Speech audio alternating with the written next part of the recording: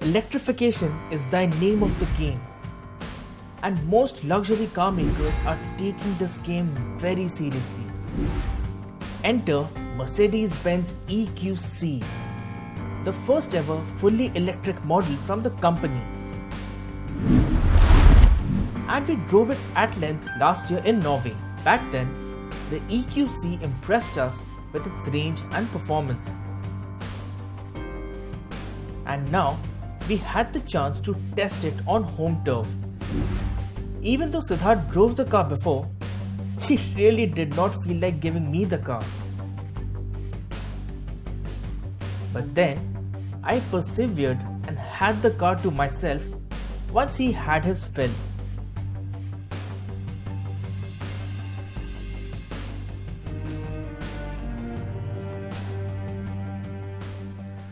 One would say it's almost ironic, the fact that Mercedes-Benz EQC is the latest electric SUV to be launched globally. You already had the Audi e-tron, the Jaguar I-Pace and the Tesla Model X. But then in India, the story is completely opposite. Yes, Audi did introduce the e-tron last year sometime in June, but it hasn't launched the vehicle in India yet. But the Mercedes-Benz EQC is going to be the first full electric luxury SUV to be launched in India, and we are testing it right here in Manesar.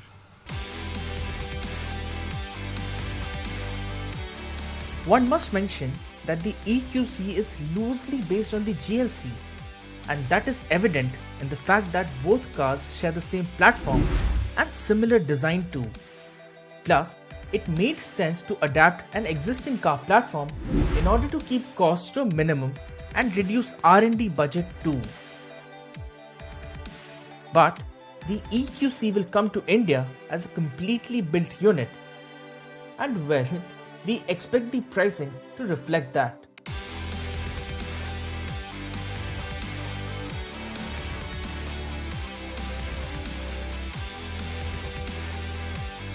The EQC gets two asynchronous motors, one at each axle, and the combined power output is 402 brake horsepower.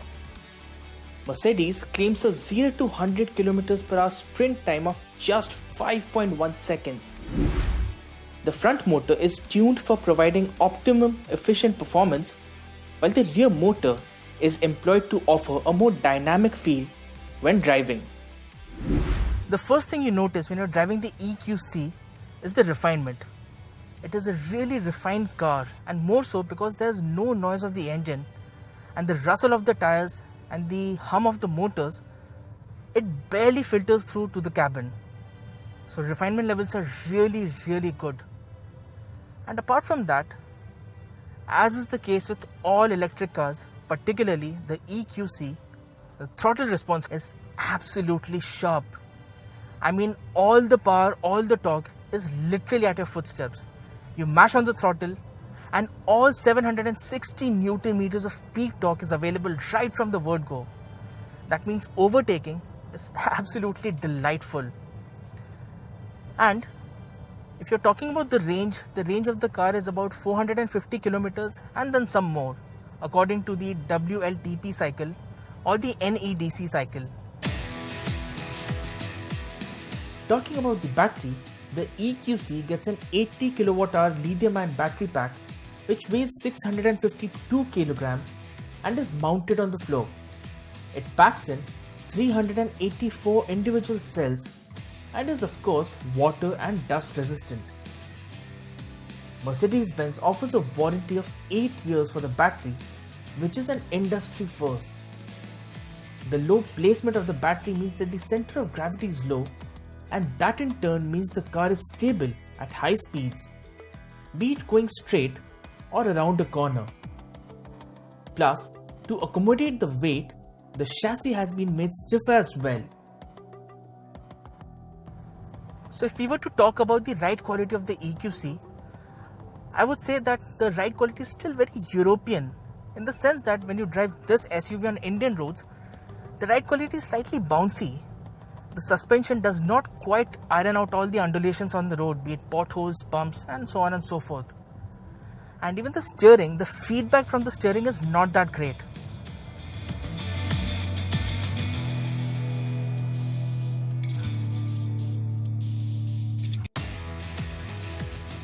The silhouette of the EQC is that of a typical SUV crossover, and so is the stance. More sporty than muscular.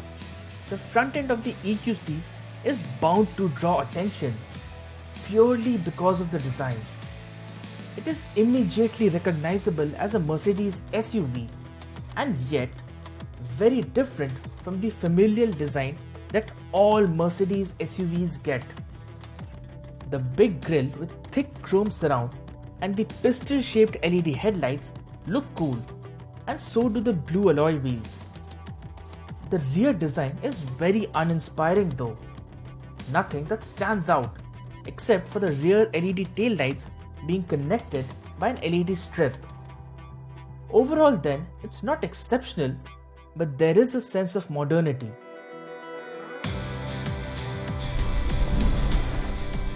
The modernity seeps into the cabin as well, and it's every bit premium.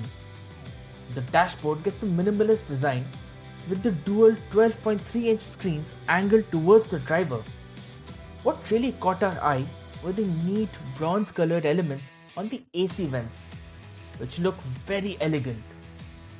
The overall layout is similar to that of the other Merc SUVs. The quality of upholstery, the seats themselves feel plush and inviting. Like any other Mercedes SUV, the EQC is loaded with technology. Up first is the latest version of MBUX, which makes the SUV connected. We tried connecting a smartphone to the car via the Mercedes Me app, and all the functions such as locking or unlocking the car, opening the sunroof and the windows, and even checking the charge left in the battery, they work as advertised. Though there is a slight delay from the time you enter the command on the app till the time the command is actually executed.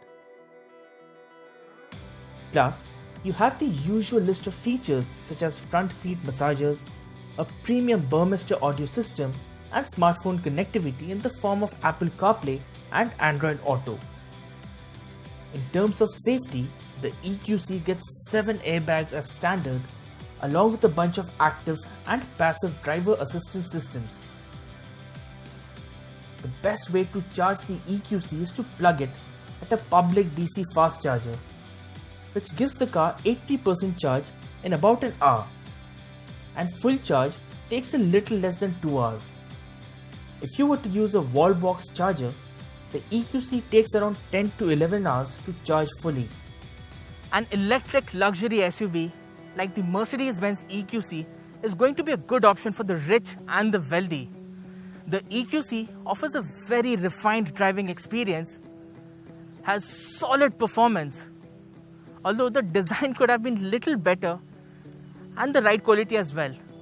But all things considered, this is a very good SUV, be it driving dynamics or be it comfort for that matter as well. And Mercedes-Benz is trying its best to get a good first mover advantage in such a niche segment. Funnily enough, now Indian SUV enthusiasts have an electric SUV to choose from in almost every segment. Starting with the Tata Nexon EV in the subcompact SUV space, then you have the Hyundai Kona and the MG ZS EV in the compact SUV segment, and finally the EQC, which is a luxury electric SUV. The good news is that the smaller EVs have been received very well, and it won't be a surprise if we see the Mercedes-Benz EQC on Indian roads every now and then.